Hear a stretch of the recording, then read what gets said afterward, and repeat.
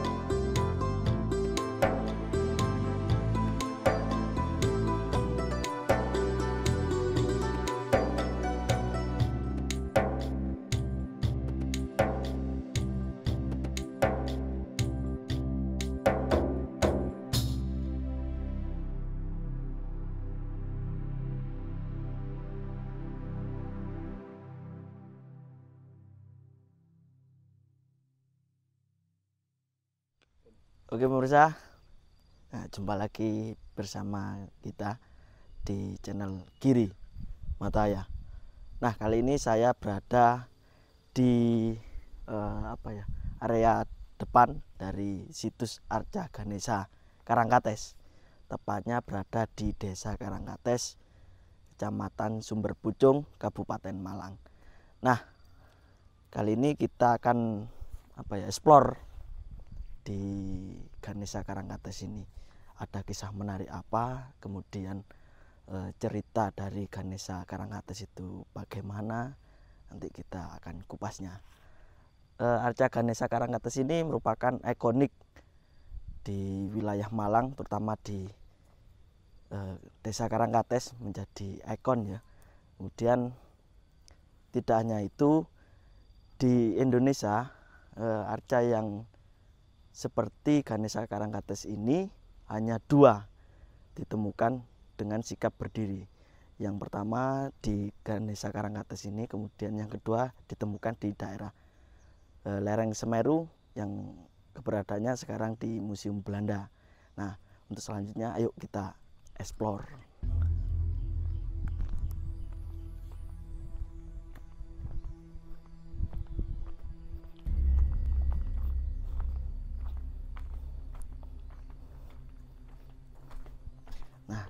Kita berada di tangga masuk.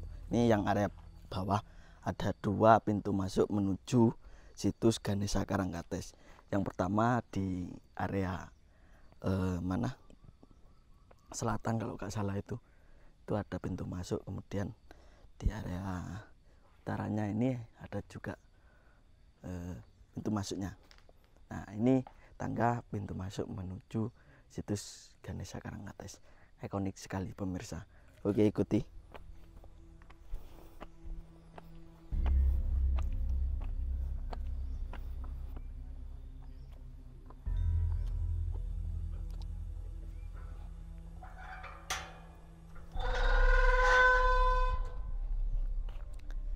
Nah, ini kita sudah berada di area, tepatnya di depan Arca Ganesha Karangkates. Ukurannya lumayan agak tinggi ya, kisaran 2 meter kalau nggak salah. Ini arca ini yang terbesar. Nah, Arca Ganesha Karangkates ini salah satu arca yang utuh dan in situ, artinya masih di daerah ini ya, walaupun ada beberapa ahli arkeologi atau sejarawan mengatakan bahwasanya Arca Ganesha Karangkates ini sudah berpindah jaraknya dari tempat aslinya ya, meskipun tidak terlalu jauh dari tempat aslinya berada. Nah, sebelum kita explore atau kita bercerita tentang Ganesha Karangkates ini, terlebih dahulu kita sesuguh atau minta izin terlebih dahulu, istilahnya kalau dalam adat Jawa kan seperti itu. Oke pemirsa,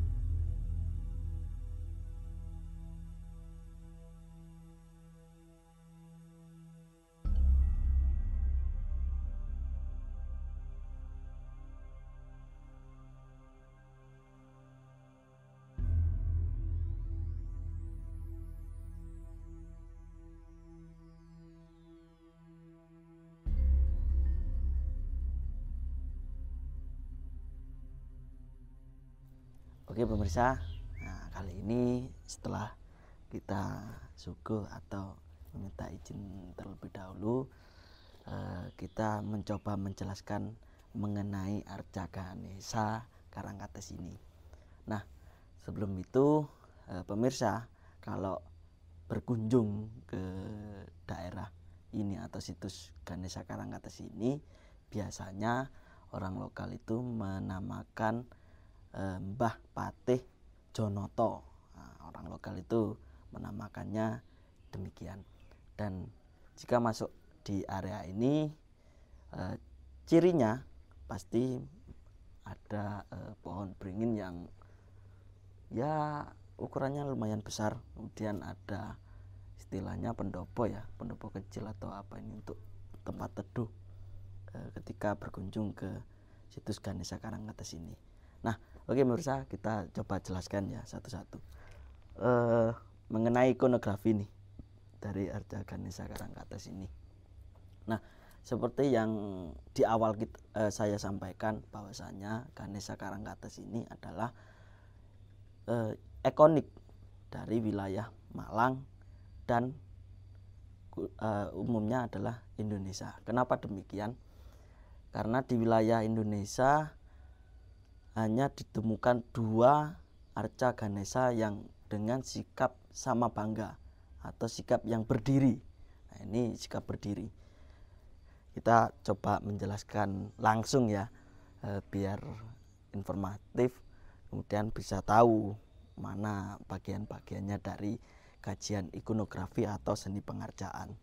Nah, yang pertama adalah asana. Asananya ini adalah tengkorak. Ini asana tengkorak. Biasanya arca dewa-dewa itu menggunakan asana Padma atau bunga teratai. Tapi Ganesha ini menggunakan asana tengkorak. Artinya ada kemungkinan bahwasanya Arca Ganesha ini beraliran Tantrayana, atau bisa juga sebagai Ganesha sebagai Vigna Vigneswara atau penolak dari mara bahaya. Nah, kenapa demikian? Dilihat, ditinjau bahwasanya Arca Ganesha ini menolak dari amukan dua sungai besar, antara Sungai Lahore dan Sungai Brantas. Jadi dulu ada yang mengatakan bahwasanya ini ditemukan di antara Sungai Lahore dan Brantas. Ada yang mengatakan demikian. Tapi entah ini in situ ataupun sudah bergeser dari aslinya. Nah, ini yang tidak tahu karena tidak ada bukti catatan yang mengatakan bahwa misalnya ini sudah dipindah. Tetapi menurut juru kunci dari Punden Mbah Pati Jonoto ini mengatakan dulu waktu bapaknya atau siapa itu di zaman Belanda sempat ini mau dibawa ke Surabaya dengan menggunakan pedati yang diangkut oleh 44 ekor lembu atau sapi. Tetapi kembali lagi ke tempat asalnya ini. Nah, oke, kita ceritakan satu persatu dari kajian ikonografinya. Nah, Ganesha ini sangat ikonik karena berdiri salah satu yang istilahnya unik di wilayah Indonesia, karena ditemukan hanya dua Ganesha Karangkates ini dengan yang ada di lereng Gunung Semeru. Nah, yang di lereng Gunung Semeru itu sudah dibawa ke Belanda, diletakkan di Museum Belanda sekarang. Nah, ini Arca Ganesha ini pasti bercirikan perut buncit. Nah, ini kan perutnya buncit ini, ginuk-ginuk ya, kalau kata Mbak Adit atau Pak Bondan salah satu narasumber tetap kita itu ginuk-ginuk lucu, sangat gemoy. Nah, kemudian dari bawah kita mengarah ke atas. Nah, ini istilahnya batiknya atau kain yang menutupi bagian bawah Ganesha adalah kemungkinan batik kaung dengan isen menggunakan gambar Arda Candra Kapala, artinya tengkorak yang menggigit bulan sabit. Dari sebelah sini lebih jelas. Nah, ini gambarnya ini lebih jelas dari sebelah sini. Ini akan ada terlihat tengkoraknya, kemudian bulan sabit, ada motif sulur-sulurnya juga. Ini sangat keren sekali jika diaplikasikan lagi ke dalam batik yang di masa sekarang. Kemudian beralih lagi ke atas. Ini Ganesha ini bertangan 4 atau berlengan 4, yang bagian depan kanan, kiri dan kanan itu membawa mangkok tengkorak dengan istilahnya belalai yang menjolor ke sebelah kiri. Nah, itu menyedot tengkorak, istilahnya seperti itu, menyedot isi tengkorak, artinya kan otak-otak yang ada di dalam tengkorak itu disedot. Dalam artian ini memiliki filosofi, kemungkinan adalah Arca Ganesha ini haus akan ilmu pengetahuan, dan benar bahwa di kitab Ganesha Purana juga dikisahkan bahwasanya Dewa Ganesha adalah sebagai dewa ilmu pengetahuan. Nah, naik lagi di bagian dada atau perut ini, yang menjuntai dari sebelah kiri sampai kanan ini adalah Upawita.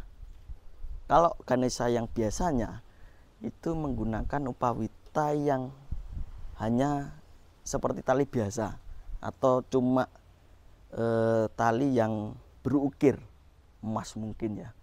Nah, kalau yang Ganesha Karangkates ini menggunakan Upawita ular. Nah, ini bisa dilihat itu di sebelah kiri dari Arca Ganesha ini ularnya. Nah, itu merupakan Upawitanya. Kemudian beralih,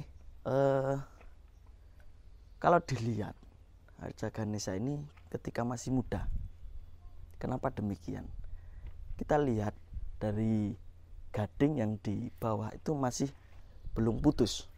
Satu, dikisahkan di kitab Semaradhana bahwasanya Ganesha itu sempat bertarung dengan raksasa namanya Nila Rudraka.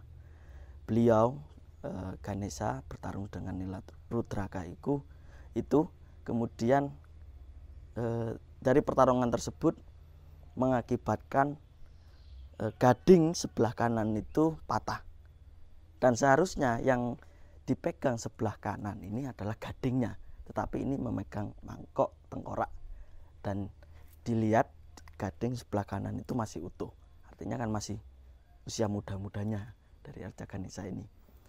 Nah, dilihat di atas pasti menggunakan atribut-atribut tengkorak seperti anting-antingnya, kemudian kelat bahunya, kemudian di lengan atau tangan sebelah kanan yang paling belakang itu memegang parasu atau kapak. Ini ciri khas dari Ganesha adalah senjatanya adalah parasu atau kapak. Kemudian yang sebelah kiri dari Arca Ganesha adalah memegang aksamala atau tasbih. Biasanya berupa biji genitri. Biji genitri itu menjadi aksamala.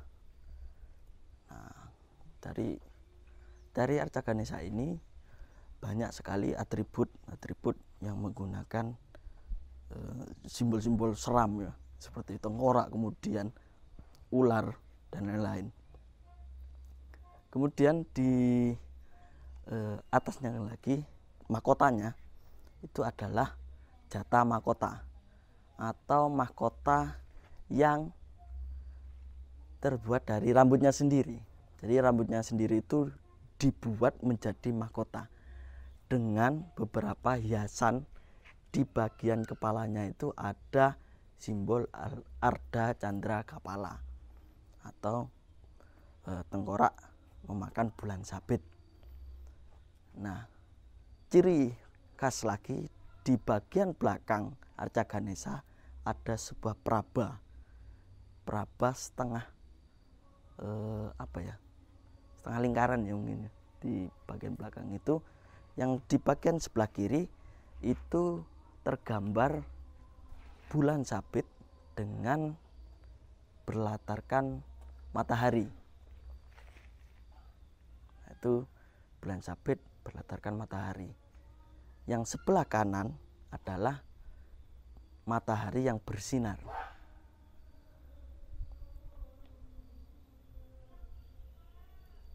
Nah, ini nanti kita coba bicarakan. Kemudian bagian belakang sendiri adalah namanya stela atau sandaran arca. Ini sandaran arcanya ini adalah stela. Bagian belakang dari arca ini namanya stela. Nah, kalau di beberapa tempat memang ada yang belakangnya ini ada prasastinya, seperti Ganesha Bunul, itu di bagian belakang itu ada prasastinya. Nah, dari Ganesha Karangkates ini sangat ikonik sekali. Wujudnya sangat imut ya, gemoy, lucu, ginuk-ginuk. Nah, dari sini nah, kita mencoba apa istilahnya, Ganesha ini di masa siapa? Kan pasti ada pertanyaan seperti itu. Ganesha ini masanya siapa? Nah, dari ragam hias atau ciri-ciri ikonografi dari Ganesha Karangkates ini, beberapa arkeologi atau sejarawan mengatakan ini adalah peninggalan dari kerajaan Singosari atau Singasari atau Tumapel ya, kita katakan Tumapel. Mengapa demikian? Dilihat dari ciri-cirinya, kemudian gaya ikonografinya ini sangat detail sekali. Biasanya kalau sangat detail seperti ini itu di masa Singasari. Kemudian yang ciri khas lagi adalah di matahari yang di bagian perabanya, kemudian bulan dan matahari bersinar. Ini yang menjadi ciri khas, salah satu ciri khas kemungkinan di masa Singasari. Nah, ini sebagai penolak dari marabaya Ganesha Karangkates ini, pemirsa. Nah, mungkin itu dulu ya penjelasan singkat dan sangat informasi sekali bahwasanya Arca Ganesha Karangkates ini sangat ikonik. Jarang ditemukan Ganesha dengan sikap berdiri seperti ini atau sama bangga, yang biasanya selalu duduk atau berstanakan atau berasanakan di atas bunga teratai atau padma. Nah, ini dengan kondisi berdiri ini sangat unik ya. Mungkin itu pemirsa penjelasan singkat dari saya mengenai Arca Ganesha Karangkates. Untuk video selanjutnya mungkin pemirsa bisa ikuti video-video dari kami. Tetap ikuti dari tim Giri Mataya.